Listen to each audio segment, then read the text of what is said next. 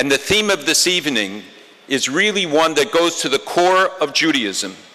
Dor lador, generation to generation. There is no other people that puts the emphasis on passing on from one generation to the other, to teach one generation to the other, to share between generations. In the Jewish tradition, we say that no generation is judged in its time. We're not even judged by our children, we're judged by our grandchildren, because that's when you see truly come to fruition the decisions you make and the actions you take. Many of you came from outside of the San Diego area. You are who you are because of decisions your grandparents made as much as your parents. Your grandchildren will be who they will be because of decisions you make. Human beings are the only species that relates to a third generation. Others relate to a child, to a first generation, but none to a third generation. Only human beings. And Jews, more than others, are instructed about the necessity for that relationship.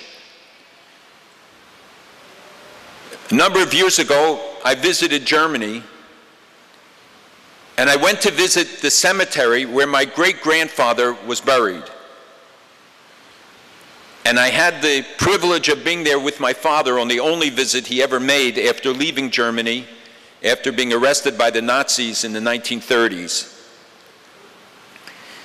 And we walked through the snow to find this very secluded cemetery that was not desecrated or touched during the war or its aftermath because it was so isolated, and the Nazis probably didn't know where it was. And as we approached the cemetery, I saw the name of my great-grandfather there on a tombstone in the middle of the front row. Not one of the other tombs was legible anymore. None of the tombstones could you read either their name or the history of the person. But here was one that was in fact, predated most of the others, and yet it was perfectly legible and had never been refurbished. And I read there that my great-grandfather died at the age of 80.